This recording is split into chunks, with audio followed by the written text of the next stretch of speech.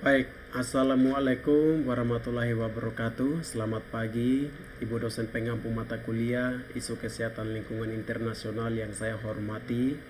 Terima kasih untuk kesempatan yang indah ini. Saya akan mempresentasikan hasil kerja tugas saya tentang salah satu rekayasa lingkungan untuk mengatasi permasalahan lingkungan. Nah, di sini salah satu rekayasa lingkungan untuk mengatasi permasalahan lingkungan yang saya pilih adalah tentang pengelolaan sampah. Nah, di sini sebelum saya lebih rinci menjelaskan tentang pengelolaan sampah, terlebih dahulu izinkanlah saya untuk memperkenalkan diri. Saya Ferdinand Selegani dengan NIM 2100029 kelas IKMA. Dan di sini kita akan membahas mengenai sampah. Jadi, sampah itu adalah salah satu persoalan yang serius di negara berkembang. Salah satunya adalah di Indonesia ini sendiri dibandingkan dengan negara-negara yang maju. Indonesia ini adalah salah satu negara berkembang dengan jumlah penduduk yang begitu padat, yang begitu banyak, sehingga dengan semua aktivitas-aktivitas yang dilakukan oleh manusia di Indonesia ini, maka itu menghasilkan sampah yang begitu banyak karena seiring dengan jumlah penduduk yang banyak pula. Nah, jadi Indonesia adalah termasuk salah satu penghasil sampah besar juga. Nah, lalu sebelum kita membahas mengenai pengelolaan sampah, perlu kita mengetahui tentang apa itu sampah.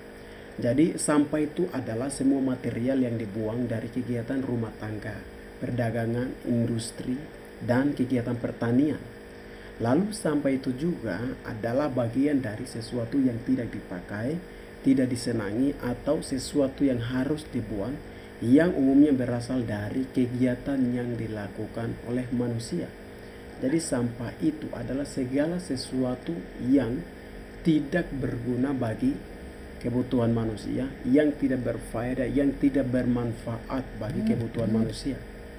Jadi sampah itu adalah segala sesuatu yang tidak bisa atau tidak bermanfaat bagi semua kebutuhan manusia.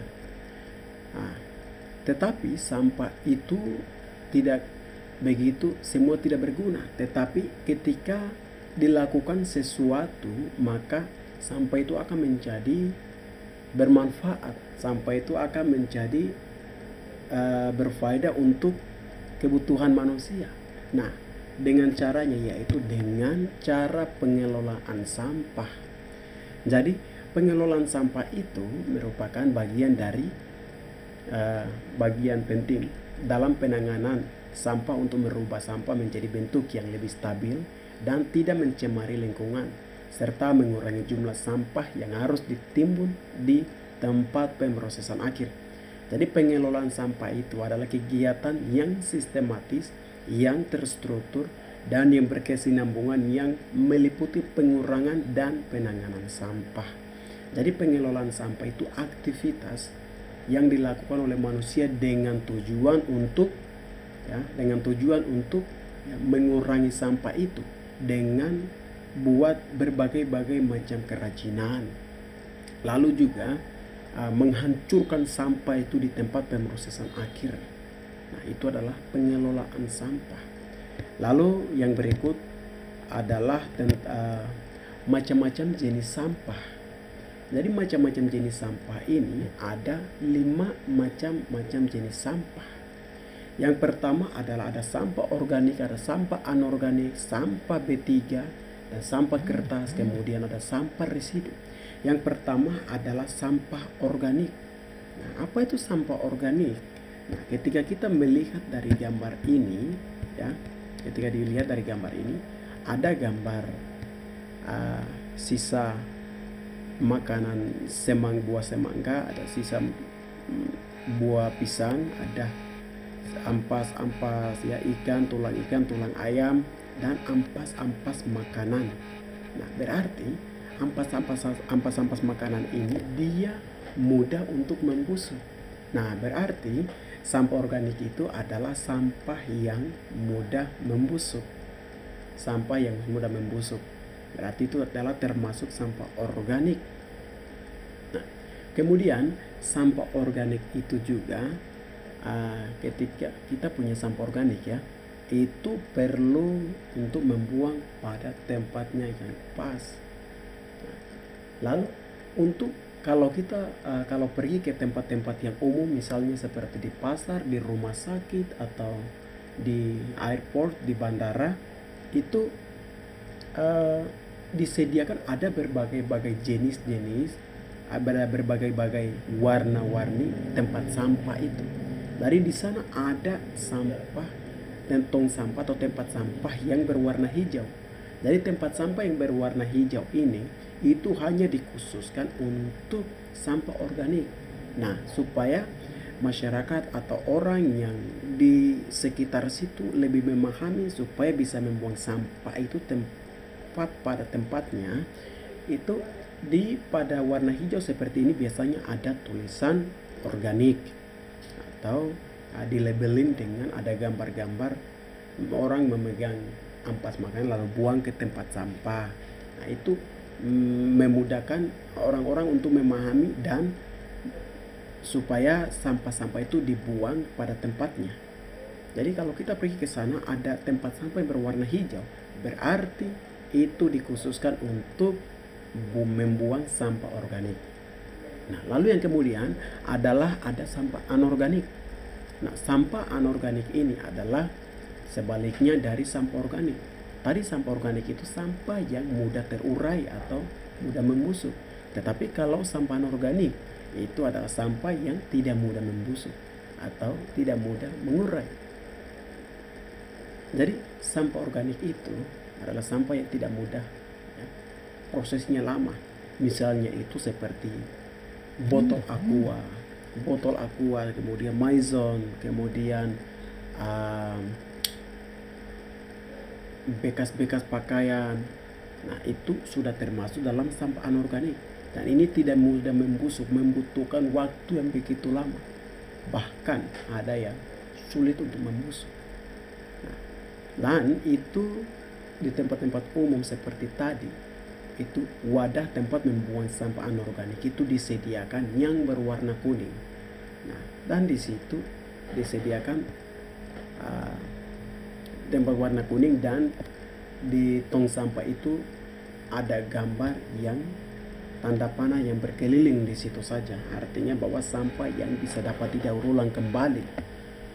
Nah, lalu yang berikut yang ketiga adalah ada sampah bahan berbahaya dan beracun atau disingkat dengan sampah B3. Nah, sampah B3 ini itu misalnya itu adalah sampah yang berbahaya ya. Jadi misalnya untuk sampah B3 itu seperti baterai, seperti pecahan-pecahan kaca, terus seperti daun sen dan lain-lain. Itu adalah ya, sampah B3.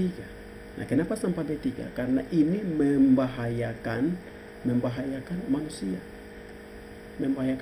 sehingga ini termasuk dalam bahan beracun berbahaya atau B3.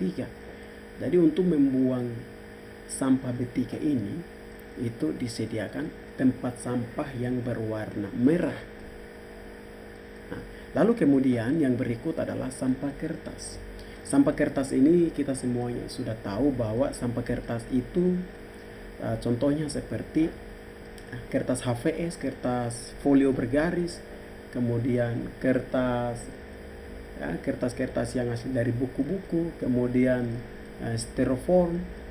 Nah, itu sudah termasuk sampah kertas, dan sampah kertas ini harus dibuang pada wadah tempat sampah yang berwarna biru. Nah, lalu kemudian ada juga sampah residu. Apa itu sampah residu? Sampah residu itu adalah sampah yang di luar dari 4 sampah yang sudah disebutkan tadi, seperti sampah organik, sampah anorganik, sampah B3, dan sampah kertas. Nah, contohnya itu seperti sampah ya pembalut, sampah pampers, kemudian ya dan lain dan sebagainya itu. Nah, dari sampah itu disediakan tempat wadah yang berwarna abu-abu.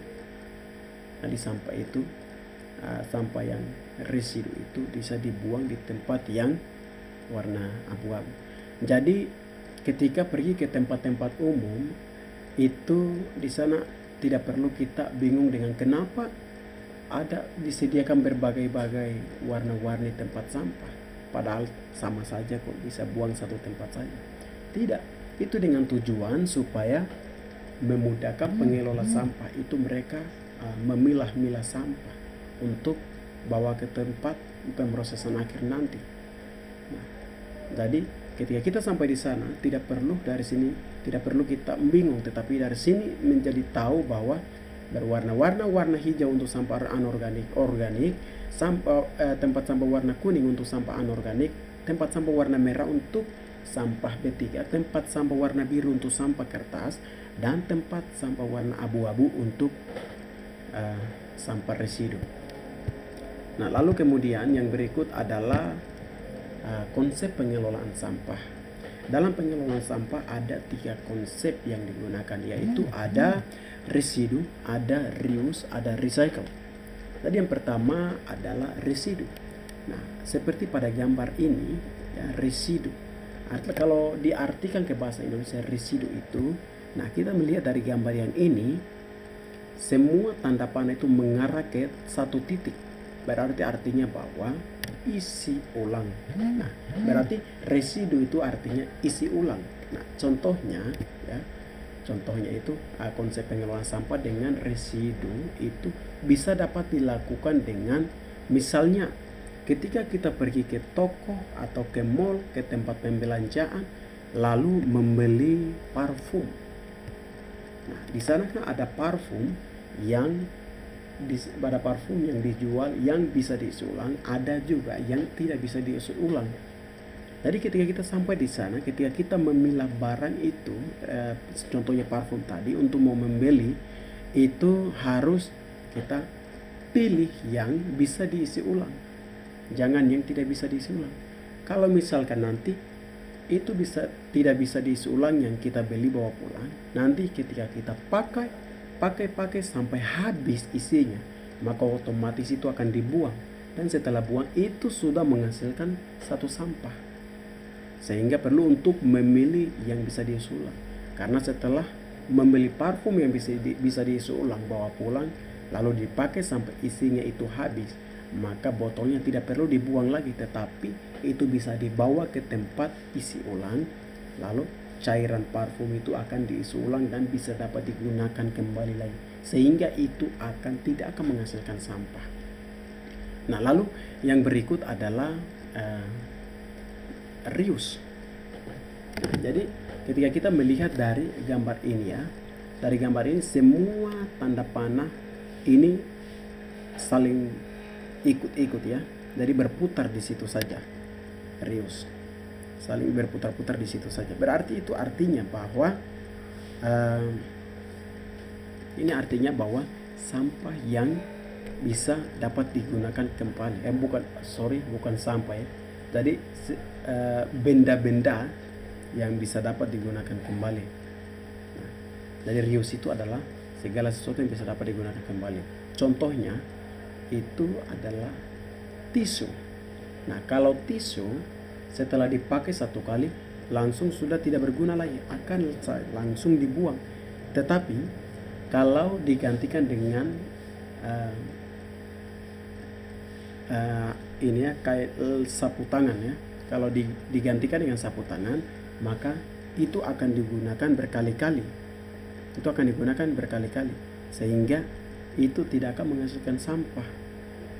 Nah, lalu yang berikut adalah recycle. Nah, recycle ini adalah kalau kita lihat di gambar ini, dari botol sebelahnya ada bunga. Berarti ini adalah bunga ini hasil daripada botol ini. Berarti artinya bahwa recycle itu daur ulang. Nah, jadi artinya bahwa daur ulang. Berarti, ya, konsep pengelolaan sampah itu bisa dengan daur ulang. Jadi misalnya ketika kita membeli air minum, kita beli yang Aqua atau Maison, lalu setelah bawa pulang, setelah minum sampai isinya itu habis, tidak perlu kita buang, karena itu akan berisiko menghasilkan sampah. tetapi itu harus didaur ulang dengan berbagai-bagai macam kreativitas, tergantung pada orang yang mau buat itu. Nah, ini bisa dibuat bunga, kemudian dari botol ini juga bisa dibuat tempat pensil mungkin dan bolpen, kemudian bisa juga buat wadah tempat bunga. Itu kan bisa buat berbagai-bagai macam kreativitas. Nah, jadi dalam konsep pengelolaan sampah itu bisa dilakukan dengan reduce yang artinya isi ulang, reuse artinya ya, digunakan ulang, lalu recycle artinya dapat didaur ulang. Lalu kemudian yang berikut adalah aspek teknologi dan keterbaruan dalam pengelolaan sampah. Ini terdapat 5 aspek penting yang perlu diketahui dalam pengelolaan sampah, yaitu aspek hukum. Jadi dalam pengelolaan sampah itu tidak begitu asal-asal dikelola saja oleh setiap individu masing-masing, tetapi ya kalau dibiarkan begitu saja tidak ada yang mengatur, berarti pasti kebanyakan orang itu tidak suka dengan sampah. Akhirnya sampah itu akan dibiarkan, lalu akan sangat banyak, sangat padat itu sampah. Sehingga untuk mengelola sampah ini itu dimuatkan dalam aspek hukum. Jadi dalam hukum undang-undang itu sudah dimuatkan tentang pengelolaan sampah itu. Nah, di sini untuk pengelolaan sampah itu dimuatkan dalam undang-undang, ya, dalam undang-undang nomor 8 ya.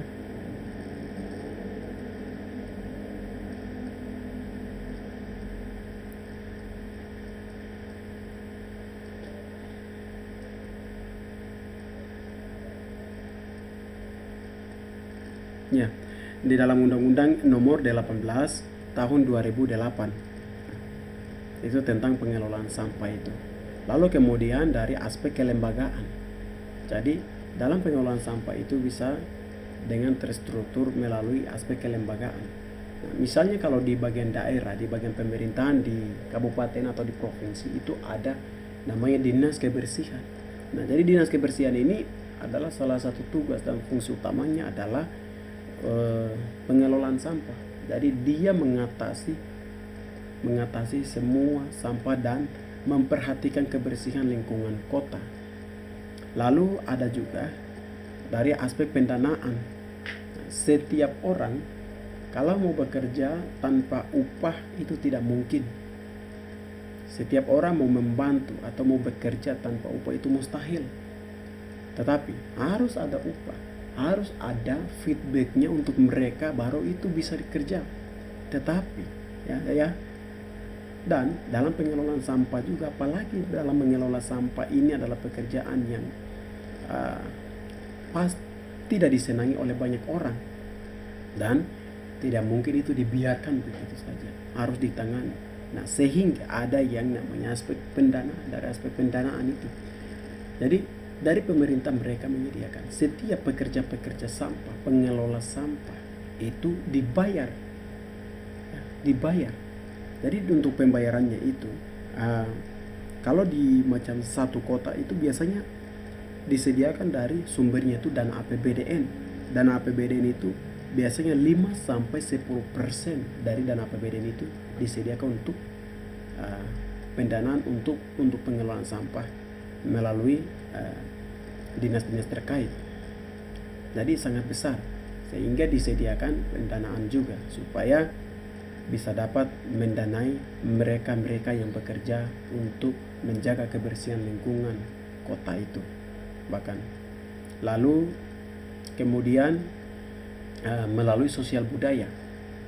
Nah, melalui sosial budaya ini itu bisa dapat dilakukan untuk menangani meningkatnya jumlah sampah.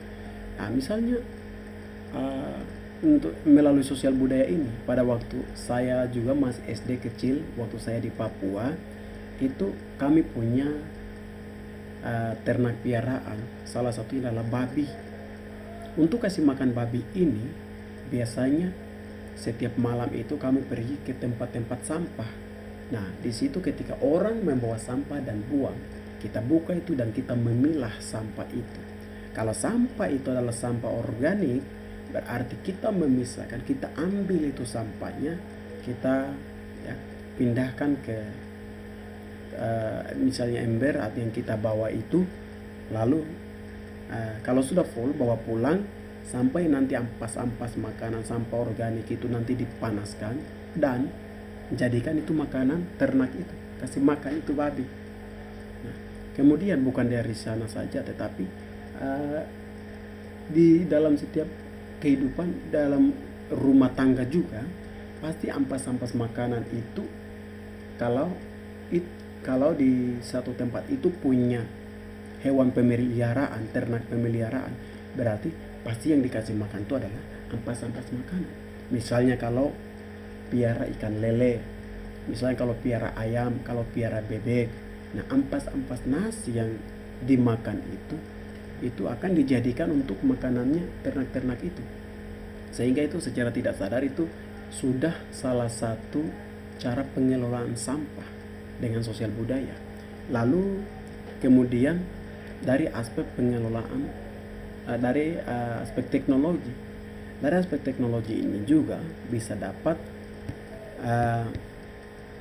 digunakan untuk sebagai mengelola sampah, ya, sebagai mengelola sampah.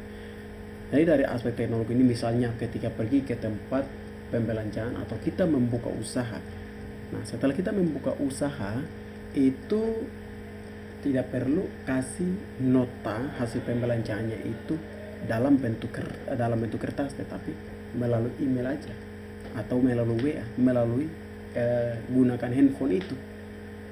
Nah, kemudian ketika mengirimkan surat-surat atau proposal kepada kantor atau kepada teman atau kepada siapapun itu, ketika kita mengirimkan dalam jumlah kertas yang begitu banyak, dan setelah sampai di sana, setelah apa yang kita sudah kirim itu sudah tidak digunakan lagi, maka itu akan buang, dan setelah buang itu juga akan menghasilkan sampah. Sehingga untuk meminimalisir itu perlu itu bisa dapat menggunakan handphone, email, WA atau Telegram atau melalui sosial media apapun itu, sehingga itu bisa dapat digunakan untuk mengirimkan surat atau mengirimkan proposal atau mengirimkan surat, bentuk surat apapun itu.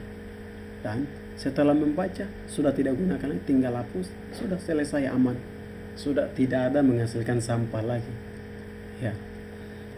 Jadi dalam aspek teknologi dan keterbaruan dalam pengelolaan sampah itu, ya, ada 5 aspek penting. Itu ada dari aspek hukumnya, ada kelembagaan, ada pendanaan, ada sosial budaya, dan ada dari teknologi. Lalu kemudian yang berikut adalah manfaat dalam pengelolaan sampah. Jadi manfaat untuk kesehatan lingkungan global dari pengelolaan sampah itu ada beberapa manfaat yang sangat menguntungkan bagi manusia ketika menyadari pentingnya pengelolaan sampah dengan baik.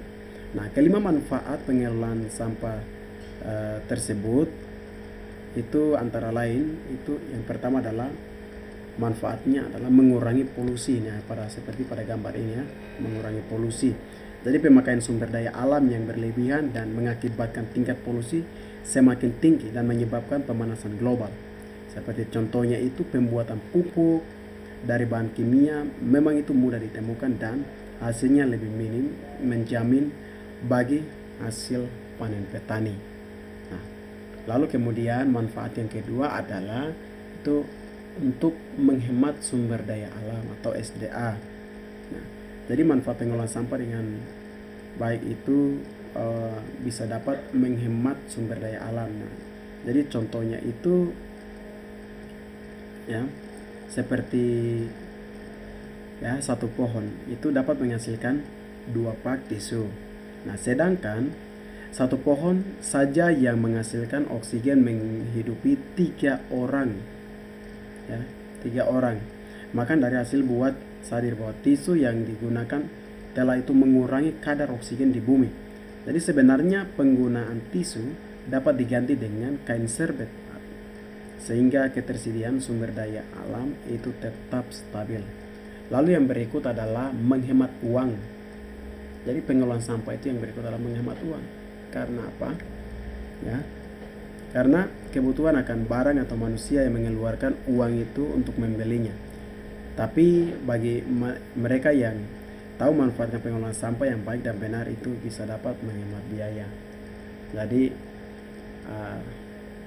contohnya, kita beli aqua, botol aqua itu dipakai, isi botolnya itu diminum sampai selesai, daripada membeli tempat pensil sendiri, maka bisa gunakan itu botolnya. Ya, botolnya bisa digunakan, bisa dibuat sekreatif mungkin, sekreatif semaksimal mungkin, lalu itu bisa menjadikan tempat pensil, sehingga itu tidak mengeluarkan biaya lagi. Nah, demikian. Kemudian ini adalah referensi yang saya ambil untuk presentasi tentang pengelolaan sampah ini. Demikian presentasi dari saya, kurang lebihnya mohon maaf dan terima kasih banyak untuk perhatiannya. Assalamualaikum warahmatullahi wabarakatuh.